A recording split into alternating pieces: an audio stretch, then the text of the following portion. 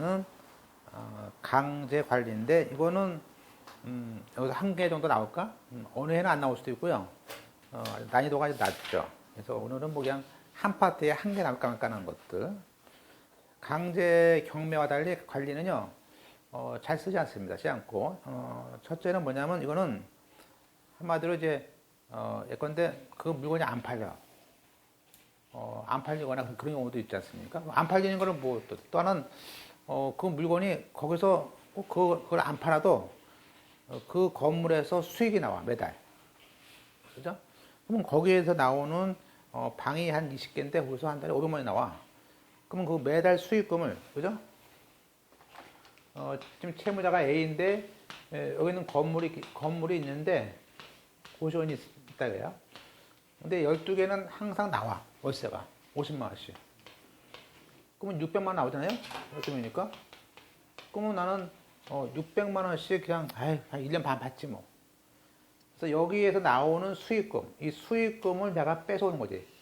경매를 해서 팔려니까 너무 또 서로 힘들고 그러니까, 그냥 이 수익금에 대해서 나는 이거를 아예 뺏어오겠다. 그게 이제 수익금에 대한, 그죠? 그 건물을 내가 대신 관리하고, 이때 관리는 물론 집행법원에서 해주죠. 집행관리 하면 돼. 그 비용 빼고 나는 내가 받겠다. 그런 것이 관리죠.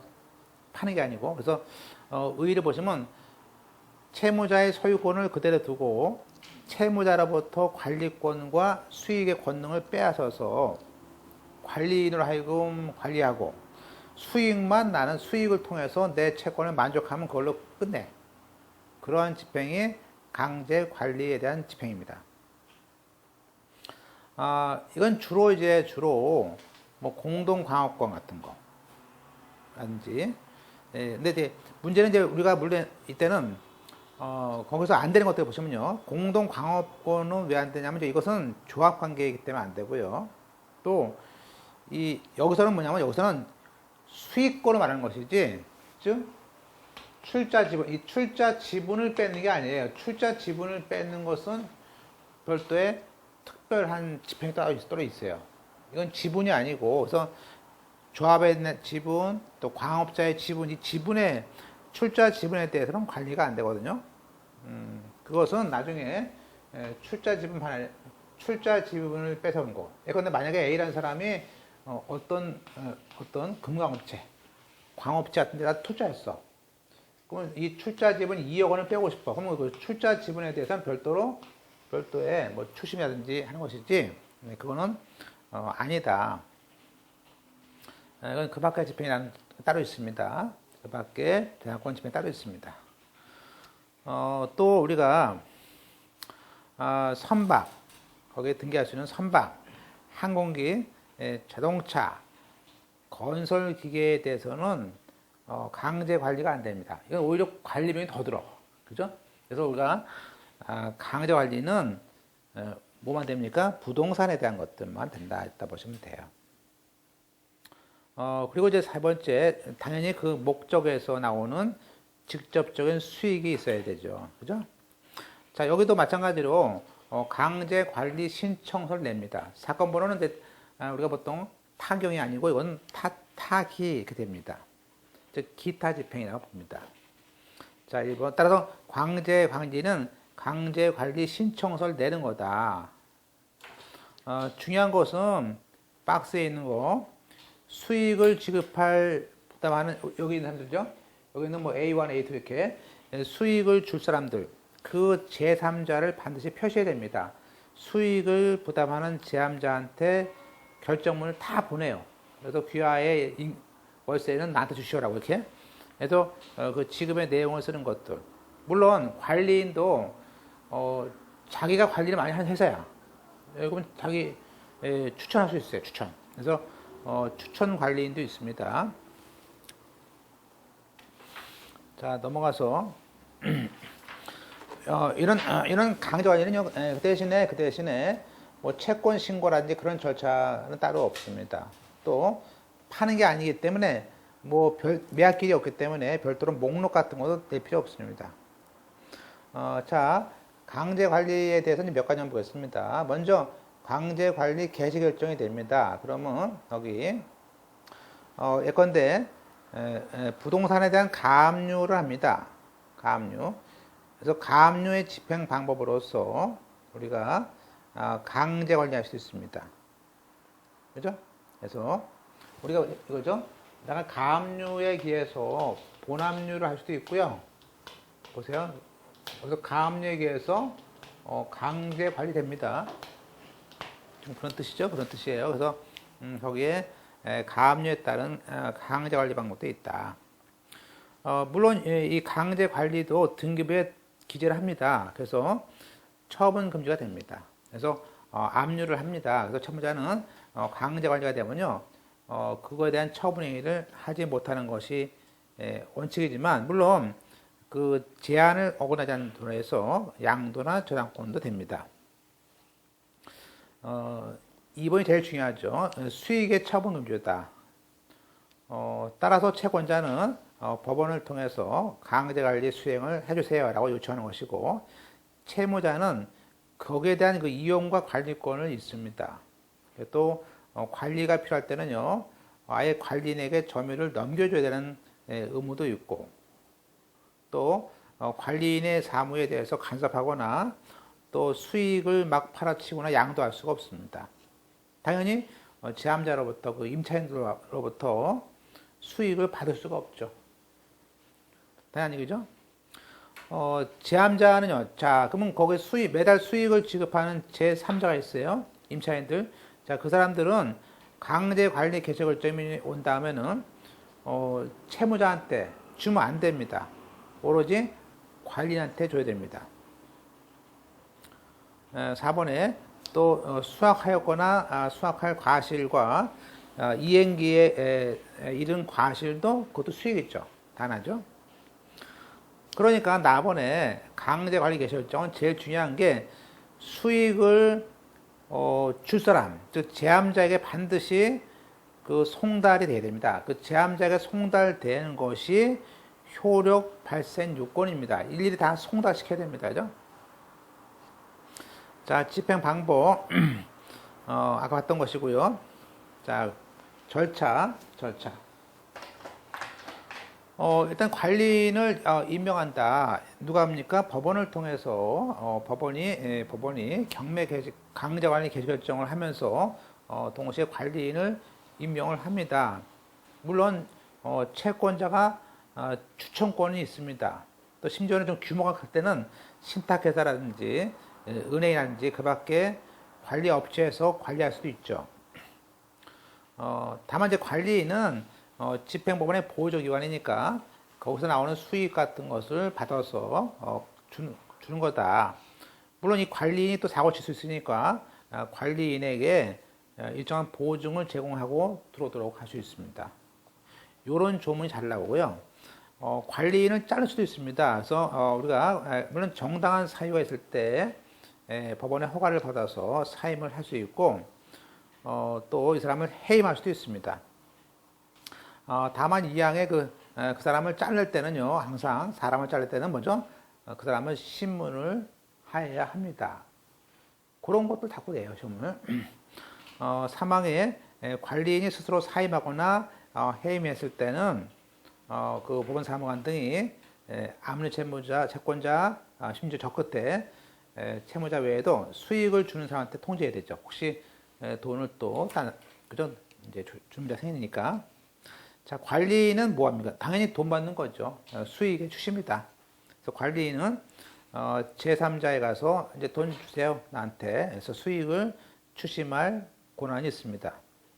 만약에 그 중에 있는 뭐 101호 있는 사람이 안 주면요, 관리인이 야, 임대료 내놔 하고 그 이행 청구를 할 수 있어요. 관리인 이름으로 이행 청구도 하고 관리인 이름으로 집행을 합니다. 물론 선량한 관리자의 주의무가 있습니다. 그죠? 계산 보고란 건 뭐 나올 것 같지 않고요. 자, 넘어가서 맨 밑에 4번에 불복. 물론 이 강제관리 신청에 대해서 처음부터 안 해주면요, 기각하거나 각하했을 때는 즉시 항고하면 됩니다. 그렇지만 이 양의 일반 경매와 똑같습니다. 강제 관리 개시 결정에 대해서는 1단계로 이의신청하고 그 이의신청을 에 대해서 또 불만이 있으면 즉시항고라는 2단계 절차를 거치는 건 똑같아요. 자, 문제는 제함자가 강제 관리를 막을 수 있다라고 정했을 때는 채권자를 상대로 제3자 이소저를 할 수 있습니다. 48조입니다. 자, 강제 관리도 정지할 수 있습니다. 그래서 49호에 2호라든지 4호에 변제 증서가 들어왔어요. 자, 한마디로 뭐죠? 돈이 들어왔어. 그러면 배당 절차를 제외하고, 그죠? 당연하죠. 배당 절차를 제외하고 나머지는 진행할 수 나머지만 그대로 진행을 할 수 있다. 왜냐하면 정지된 사람한테 돈을 주면 안 되니까 배당 절차는 제외한다는 얘기죠. 그 다음에 이제 이렇게 절차를 계속하다가 관리인은 이제 관리인이 계속 뭐죠? 매달 60만 원씩 받아가지고 600만 원 받았습니다. 그럼 다 받았어. 그러면 돈을 다 받았을 때는 그 금액을 공탁을 하고요. 그렇게 하다가 채권자의 채권 비용을 전부 다 받았어. 그러면 똑같이 그 배당 절차를 제외하고는 나머지를 취소합니다. 그렇죠? 그러니까 그렇죠. 그러니까 여기에 600만 원 다 들어왔어요. 그러면 배당은 남겨놓고 다 취소합니다. 왜냐하면 그 중에 이 채권자 B에 대해서 집행 정지가 갔을 때는 이 배당 절차는 다 취소하는 것이죠. 배당은 남아있겠죠. 이렇게 그런 표현을 돈 다 받았을 때는 배당을 제외한 나머지는 취소. 해봤으니까 됐죠? 이 표현도 자꾸 틀리시면 안 돼요. 자, 5번에 이 강제 관리도 마찬가지죠. 돈 받은 사람들은 배당 요구해야 됩니다. 그래서 집행법원에 별도로 배당 요구를 해야 됩니다. 어디다가 집행법원에 하는 겁니다. 따라서 관리인한테 돈 주세요 하는 거 아니에요. 집행법원에 하는 겁니다. 조세의 겨부 청구도 그러나 조세에 대한 겨부 청구는요, 관리인에게 한대. 이거 특이해요. 그죠? 특이한 조문이야. 그 다음에 이제, 우리가 이제, 그러면 보세요. 매달 60만 원씩 돈 들어와요. 돈 들어오면요, 관리인이 배당할 거 아니에요. 그럼 4명이 있어. 그러면 일단은, 이 관리는 특이하게 협의합니다. 4명이 협의해가지고 하세요. 그래가지고 첫째 1단계로, 모든 채권자를 만족하기 없을 때는요, 관리인은 채권자 사이에 협의해서 배당 협의를 통해서 배당을 하는 게 원칙이에요. 원칙인데 만약에 그 기간에 배당 협의가 안 됩니다. 그런데 보통은 우리가 법원이 정한, 즉 배당 요구 종기겠죠. 법원이 정한 기간 후 2주일 안에 배당 협의하세요라고 지정합니다. 그래서 그 서면으로 언제까지 배당 협의하시고 배당 협의 안 하시면 법원에 넘깁니다. 라고 통지합니다. 그죠? 그래도 3번처럼 채권자 사이에 배당의 협의가 안 돼. 그러면 관리인은 그때 사유신고합니다. 사유신고한 다음에 배당 계산서를 그냥 붙여서 법원에 넘기면 그때는 배당 법원 가서 하는 거예요. 잘 나옵니다. 그래서 시험 문제에서 강제 관리는 무조건 법원이 아니고 배당 협의를 거친 다음에 법원에 배당해요. 그런 것만 아시면 돼요. 자, 이게 끝났습니다. 또 하나 나왔죠? 자, 이번엔 또 이제 우리가 각별로 나올 수 있는 게, 경매는 이제 우리가 봤던 것들은 뭐죠? 부동산 경매였으니까 이제 남은 게 뭐가 있습니까? 그 부동산과 비슷한 것들 또 있어요. 선박 경매가 있습니다. 선박. 그래서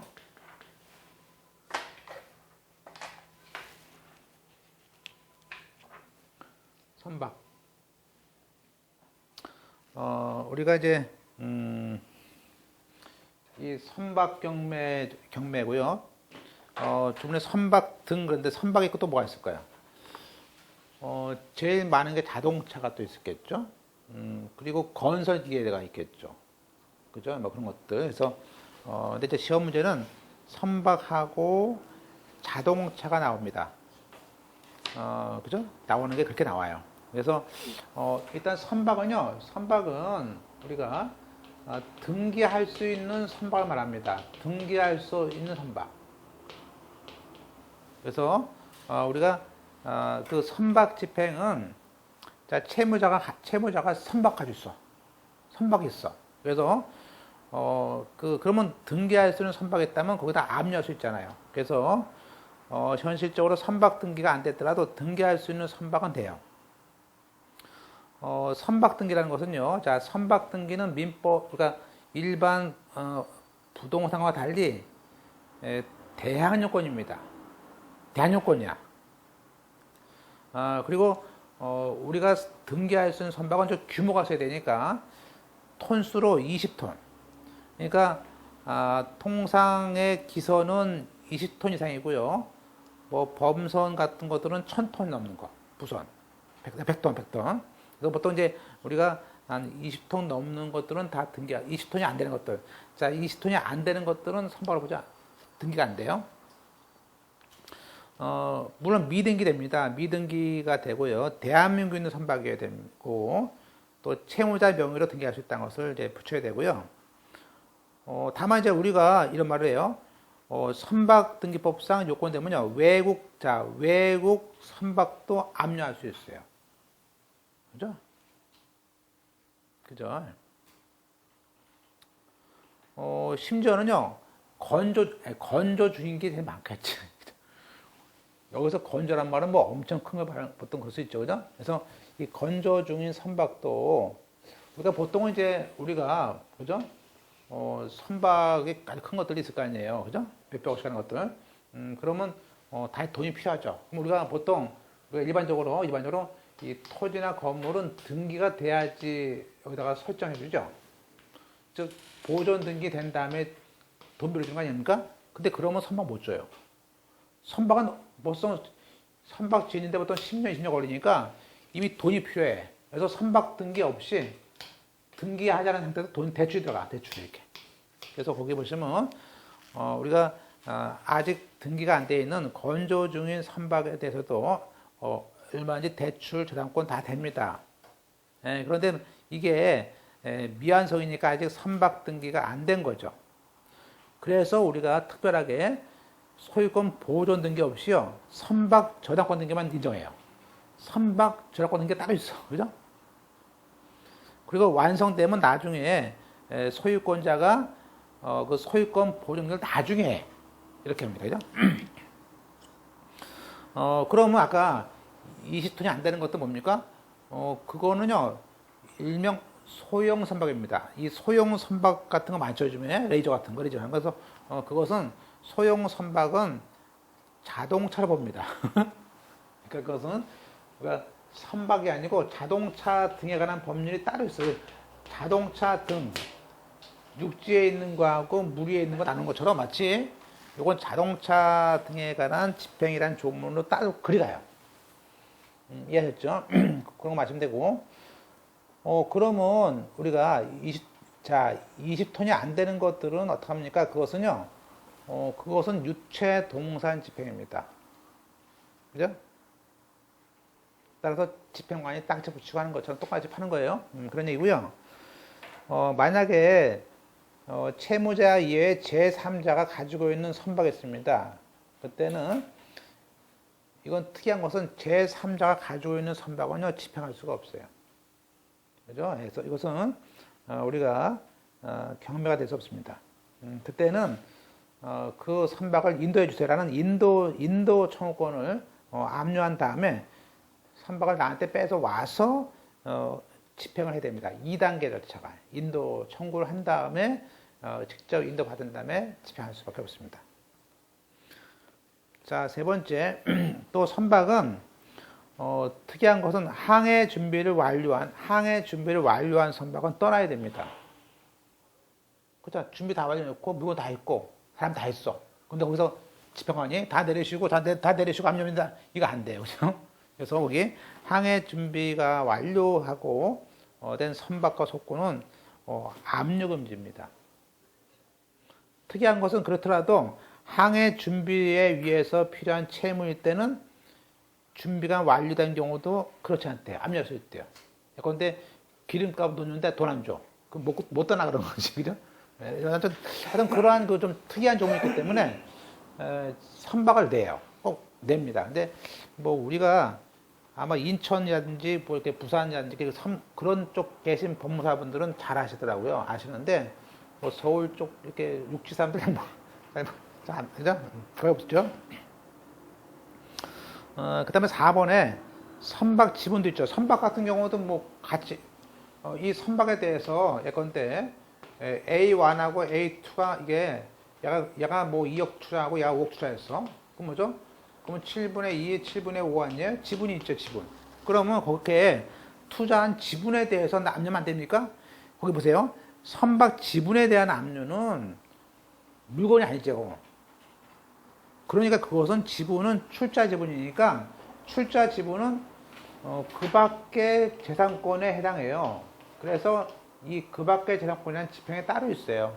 그래서 그거는 선박 지평이 아니고 지분에 대해서는 아까 봤듯이죠? 그 밖의 재산권 지평이 따로 있어요.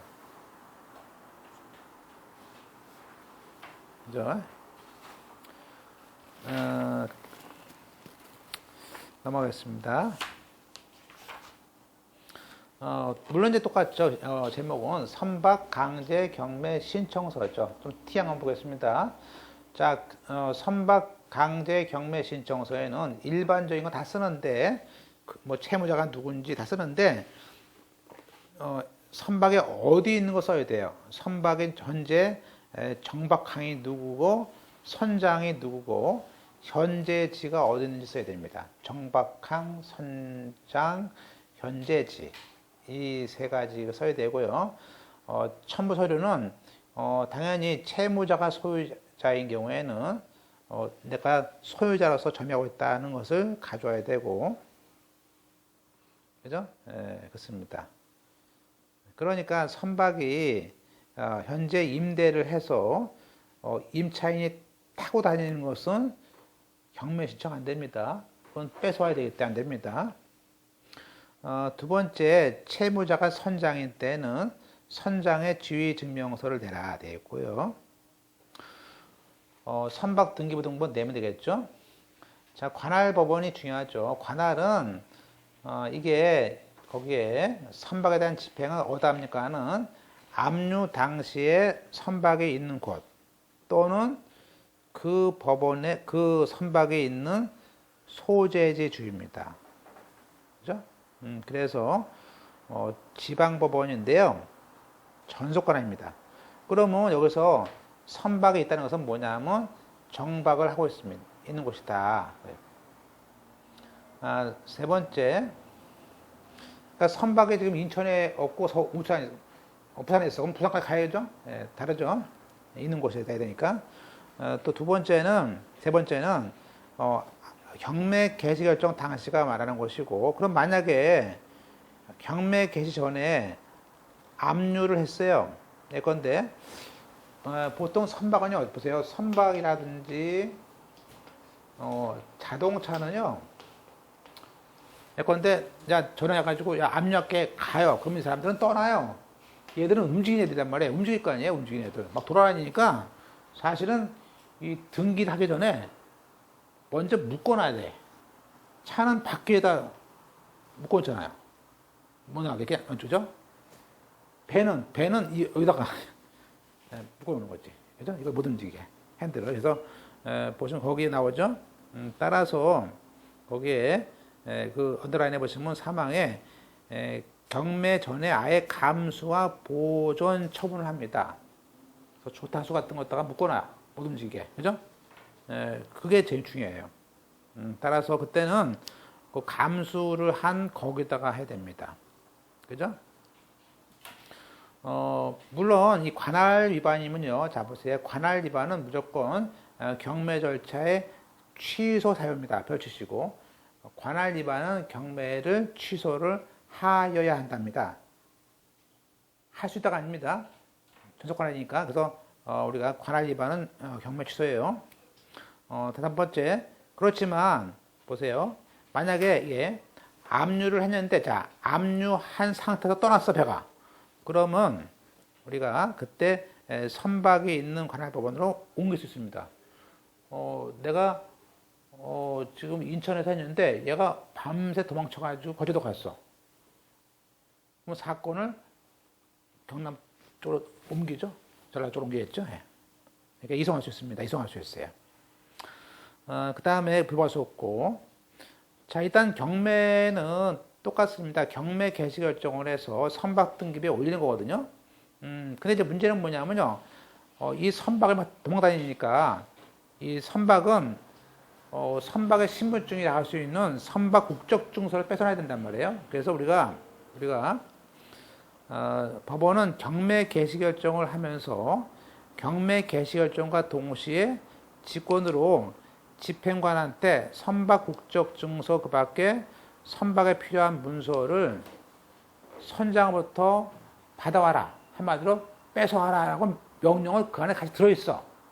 그죠?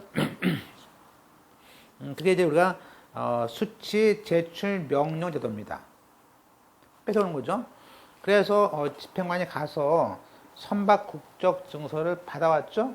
그럴 때 비로소 채무자라든지 그 해운 관서의 장에게 통지합니다.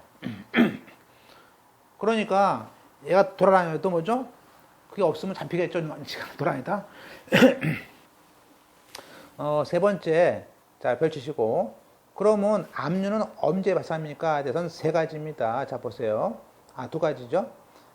그러니까 경매 개시 결정을 송달하거나 아니면 등기 전에 집행관이 그 선박 국적 증서 뺏은 날.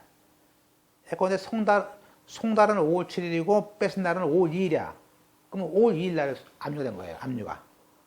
그죠? 그래서 그때 압류가 된다는 것을 알 수 있어요. 그죠? 예. 그 다음에 정방명령. 당연하죠. 돌아다니면 안 되니까 법원은 집행 절차를 진행하는 동안 선박이 그 압류 당시에 계속 머물러라 라고 명령을 합니다. 그래야지 물건 보고 살 거 아니에요.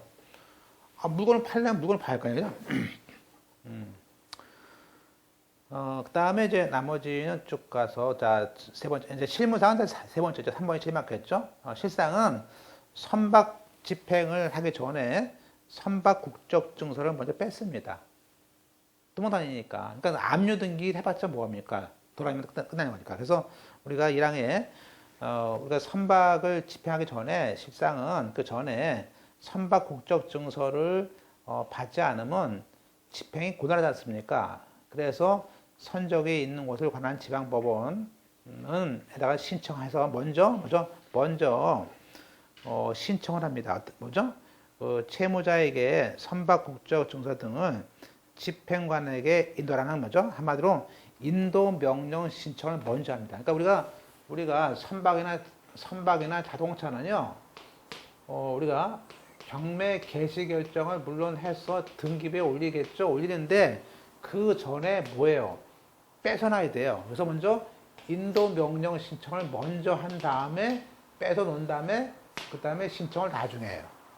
실제로. 그래서 이게 인도 명령 신청 제도입니다. 그래서 이것은 급박한 경우에는 선박이 있어. 그럼 거기서 할 수 있어요. 그죠? 자, 그러니까 이 항에 이 집행관이 가서 선박 국적 증서를 뺏어온 날부터 5일 안에, 자, 그래서 5일 안에 선박 경매 신청을 해야 되는데 선박 경매 신청 안 하면요, 돌려줘야 돼. 그러니까 일단 먼저 뺏은 다음에 5일 안에 경매 신청을 넣는 거예요. 나중에요. 자, 아까 외국 선박 같은 경우는 경매 개시 결정을 하고요. 우리나라 등기부가 아니니까 등기는 할 수 없죠. 촉탁을 안 합니다. 못하는 거지 뭐, 외국이니까요. 자, 그러면 경매 개시 결정 후에 어떻게 합니까? 당연히 경매 개시 결정문을 채무자에게 송달을 해야죠. 특히 선장은 선적항 외에서 재판상 재판외 항의를 할 수 있거든요. 그러니까 선적항이 아닌 곳에 있을 때는 무조건 선장한테 보내는 거예요. 그죠? 그러니 이거 다 그 끝에 채무자에게 그죠? 그 송달 또는 경매 등기된 때 우리가 갔다고 돼 있고 그 외에 선박의 수취한 때에 압류가 됩니다. 보통 이제 압류를 먼저 하니까. 그리고 선장에 대한 판결문을 가지고 압류하면 그 압류는 당연히 소유자한테도 효력이 미칩니다. 그런 것들을 보시고. 자, 이제 그러면 이제 팔아야죠. 그래서 현금화와 배당은 똑같아요. 일반 현황조사라든지 매각기일 같은 공고해가지고 파는 거죠. 다만 이제 선박에 대해서는 그 우선 특권이 있는데, 이건 나중에 상법에서 배우는데요. 4번에 있는 선박 우선 특권 잘 보세요. 우리가 선박 우선 특권은요, 일반 저당권보다 우선합니다. 여기서 선박 우선 특권은 주로 이제 거기서 일하시는 분들 거라고 말해요. 두 번째는, 중요한 것은 선박 우선 특권은요, 일일이 배당 요구를 해야 됩니다. 배당 요구 하나 못 받습니다. 그리고 그러면 만약에 선박 우선 특권하고 근로기준법상 임금 우선 특권 중에서 누가 앞섭니까? 잘 나옵니다. 그럴 때는 임금 우선 특권이에요. 그래도 임금이 제일 열악하니까 보호합니다. 그래서 임금 우선 특권이다. 그래서 선박과 임금 중에서 임금 우선 특권입니다.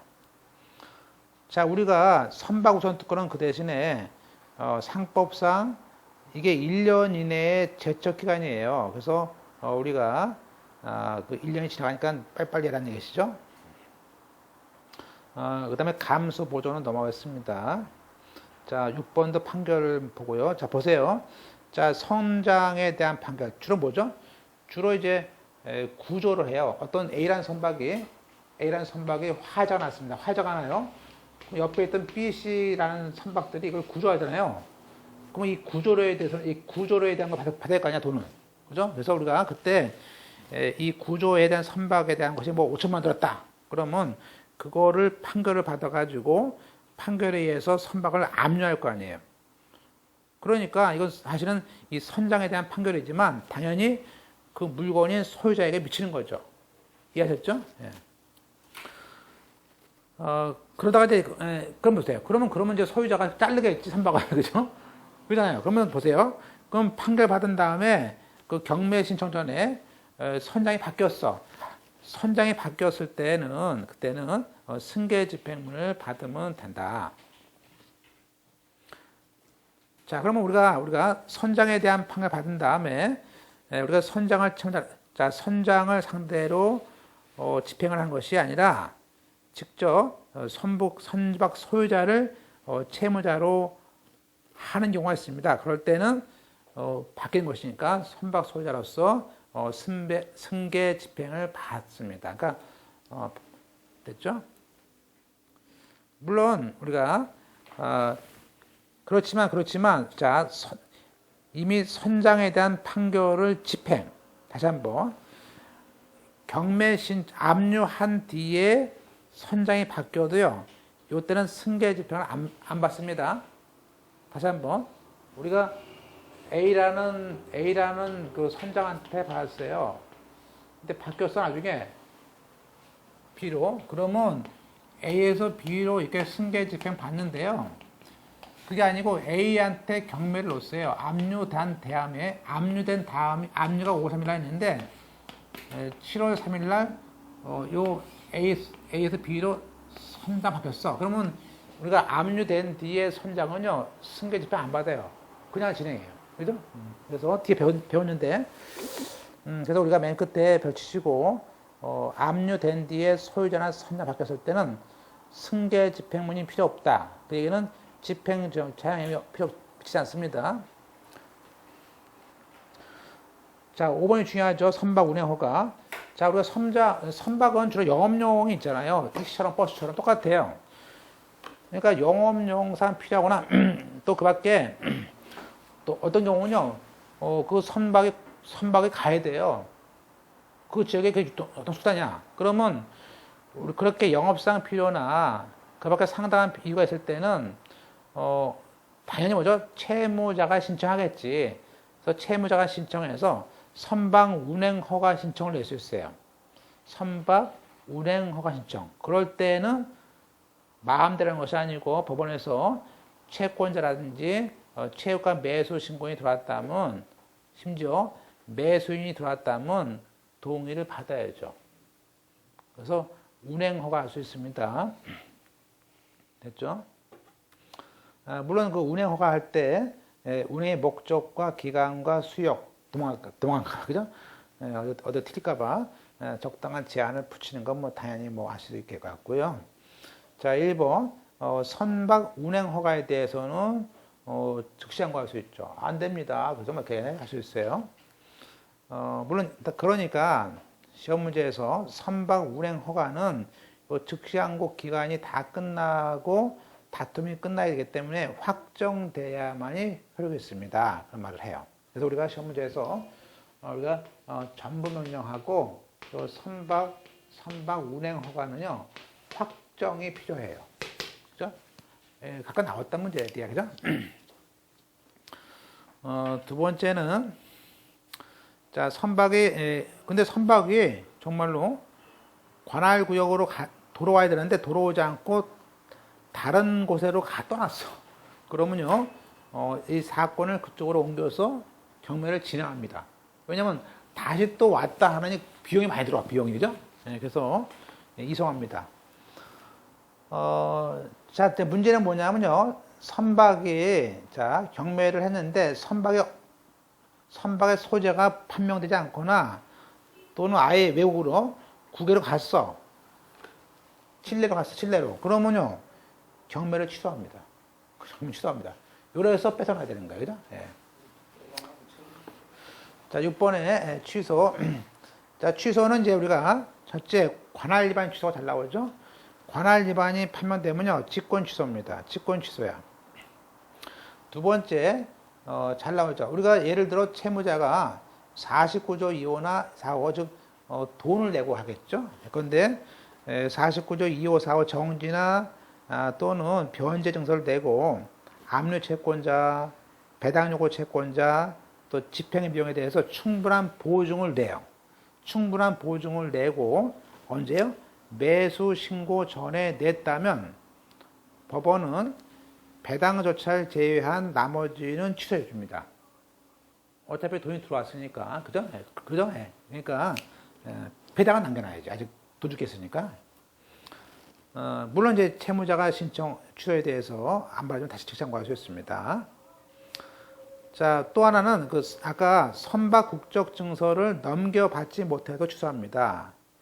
자, 1번 별칙을 보세요. 잘 나옵니다. 경매 개시가 있고 2달이 지날 때까지 선박 국적 증서를 넘겨받지 못하면요, 못하고 또 선박이 어디 있는지도 몰라. 그럴 때는 경매를 취소합니다. 자, 시험에서 그래서 따라서 우리가 시험에서 경매 개시 결정 후 2달 지나면 취소됩니다. 이래서 우리가 미리 인도를 받는 거예요. 됐죠? 자, 끝내겠습니다. 그래서 여기서 하나 정도 나옵니다. 이것도 여기서 번갈아서 하나 나오고 하나 안 나오고 이렇게 나옵니다. 그런데 이제 우리가 자동차는 매년 나와요.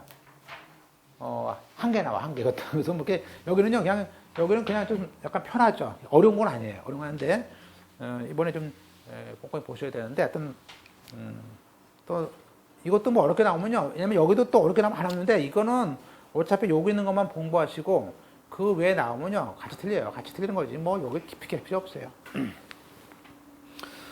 자, 자동차. 자, 1번에 그 자동차 앞에 거 한번 볼까요? 자동차 관리법상 경우에 등록되어 있는 차에 대한 집행이고요. 일단은 중요한 것은 특별한 규정이 없으면요, 부동산에 대한 강제 경매 규정을 그대로 따릅니다. 그죠? 또 자동차에 대한 득세 비용은 등록입니다. 그래서 관할 구청에 등록을 하면은 발생하는 효력 발생 요건이죠. 아까 선박은 대한 요건인데 3번 우리가 여기서 얘기하는 자동차 집행은 자동차 관리법상 등록이 된 사람, 등록이 된 거이기 때문에 미등록, 말소된 차, 또 이륜차는 아예 등록이 안 되니까 이런 차들은 어떻게 합니까? 그것은 그냥 유체 동산을 팝니다. 물건으로. 그래서 그냥 딱지 붙여서 팝니다. 그죠? 등기가 안 되니까 등록이. 4번 자동차 집행은요. 부동산 집행에 있는 현황조사라든지 물건 명세서가 없어요. 이미 중고차 시세가 있어. 그래서 두 가지 현황조사나 명세서에 대한 규정이 없어요. 그죠? 물론 이제 우리가 그 항공이나 자동차 같은 경우는 감정평가서는 있어요. 있는데 그것은 우리가 감정평가서 같은 건 보통 이제 2주 안에 경매기일 2주 전에 오픈시키는데 여기는 짧아요. 일주일 안에 그냥 오픈시켜요. 간평을 이렇게 해서 요거 2주가 아니고 1주예요. 1주. 가끔 요건 뭐 하여튼 그렇게 똑같이 자동차에 대한 공유 지분도 그 밖에 재산권의 집행으로 갑니다. 지분, 투자 지분. 그러니까 자동차의 특별한 것은 뭐냐면 쭉 그 관할법원 뭐 이런 것들이고 강제 관리 안 됩니다. 안 되죠. 이건 경매예요. 그리고 나머지는 뭐 거기 명세서 같은 거 없습니다. 유치권 그런 거 뭐 인수 그런 거 없어요. 뭐 감정평가 같은 거 없습니다. 또 거기 그 11번에 기간입자 그런 거 없어요. 뭐 기간입자 없습니다. 그냥 기일입자 그날이에요. 기간 없어요. 기출문제 우리가 자동차 집행에서는 현황 조사를 안 하고 명세서 필요 없습니다. 빨리 해요. 그냥 그죠? 딱 보면 아니까. 그래서 몇 가지 이제 암기하셔야 되는데 우리가 보통 입찰 보증금 그런 거 없어요. 보증금 없습니다. 두 번째 매각 허가할 때 결정기일 필요 없어요. 바로 그죠? 두 번째는 물론 이제 이양 고려했는데 뭐 선고 공고 이럴 필요 없죠. 그러면 너무 시간 끌기 때문에 안 돼요. 그래서 왜냐하면 차는 보관 비용도 굉장합니다. 나중에 보관 비용이 너무 들기 때문에 빨리 해, 빨리 그죠? 자, 우선 집행법원은 사용 본고지라 가지고 보통 차를 사면요 차적 관리하는 데가 구청이죠. 그래서 자기 주소지 차가 있는 곳 자동차 소유자의 차를 보존하는 곳을 우리는 사용 본고지고 주로 이제 소유자의 주민등록지죠. 자기가 살고 있는 곳의 구청 관할이죠. 그래서 우리는 그 사용 본고지 관할입니다. 법인차 같은 경우는 이제 법인주사무소 본점이겠고요. 물론 예외로 똑같이 차가 있는 곳 소재지 됩니다. 그러니까 사용 본고지가 원칙이지만 얘가 돌아다니니까 이게 소재지가 된다는 그런 뜻이에요. 그래서 예컨대 서울에 있는 차가 인천까지 태웠어. 그러면 인천법원 가가지고 인천 집행관한테 점유시켰어. 그러면 그때는 이송받은 인천법원사입니다. 이때는 물건의 소재지 법원이 됩니다. 예외로. 똑같이 아까 이 양에 얘가 돌아다니니까요. 주로 경매 신청을 먼저 하는 것이 아니고 인도 명령을 먼저 해요. 그래서 실상은 경매 신청 전에 차에 대한 인도 명령에 따라서 집행관이 인도를 받지 않습니까? 그러면 그 인도를 받은 곳이 뭐 춘천이야. 그럼 거기서 합니다. 다시 가져와요, 차를? 가져오지 않습니다. 거기서 해야 되지, 그죠? 이렇게 해서 차가 있는 곳이 해서 자, 절차는 이제 우리가 똑같습니다. 자동차에 대한 강제 경매 신청서를 쓰는데 다만 특이한 것은 자동차 등록 원부를 떼어가지고 거기에 있는 사용 본고지를 적습니다. 그 이유는 관할을 보기 위해서 그런 것입니다. 그런데 예외로 이번처럼 역시 경매 개시 결정하면서 미리 차에 대한 인도 명령을 해야 되기 때문에 실상은 경매 개시 결정과 인도 명령을 같이 합니다. 그래서 우리가 1항에 법원은 강제임을 결정할 때 차에 대한 압류 명령 외에 차에 대한 인도 명령을 같이 합니다. 물론 미리 인도했을 땐 필요 없고요. 이 항의 이러한 인도 명령은 이 항의 차에 대한 인도 명령은 채무자에게 송달되기 전에 하죠. 아, 그렇죠. 전화하고 집행합니까? 그럼 바보지. 그래서 인도 집행은 먼저 인도 받은 다음에 주는 거야. 그죠? 예. 특히 그 사망의 그 차에 대한 인도 명령은 별도의 집행문은 필요 없습니다. 빨리빨리 해야 되는데 뭐 집행문 받는 동안 다 도망가죠. 그래서 다시 한번 이거죠. 자동차에 대해서 개시결정과 인도명령이 다 같이 들어있기 때문에 요거에 대해 다시 또 집행문 하지 않습니다. 그죠? 그런 뜻이에요.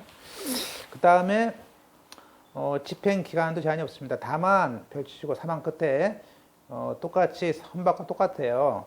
이것이 경매 개시 결정한 다음에 2달이 경과하기까지 차를 인도받지 못하면 경매는 직권 취소됩니다. 그러니까 사실상 집행 기간이 2달 안에 해야 됩니다. 그 다음에 압류 효력은요, 우리가 보통 송달시, 등록시 또는 인도시 그 중에 한 곳에 해야 됩니다. 근데 보통 이제 인도가 많이 되겠죠. 즉시 항고할 수 있고요. 예. 자, 그래서 이제 우리가 3번에 있는 경매 신청 전에 차의 인도 명령을 먼저 하라는 거예요. 그죠? 넘어가겠습니다. 자, 문제는 사망 펼치시고 이게 잘 나옵니다. 왜냐하면 아까 이게 선박이 5일이고요. 차가 10일이야. 그래서 자꾸 내는 것 같아. 그래서 집행관은 자동차를 뺏었습니다. 그럼 차를 뺏은 날부터 10일 안에 채권자가 경매 신청서를 내야 돼요. 안 내면 돌려줍니다. 이게 10일이야. 그래서 차에게는 차는 10일이다. 차 10. 이렇게 보시고 그 다음에 이제 절차 특징인데요. 좀 쉬었다가 만나보죠. 오늘 진도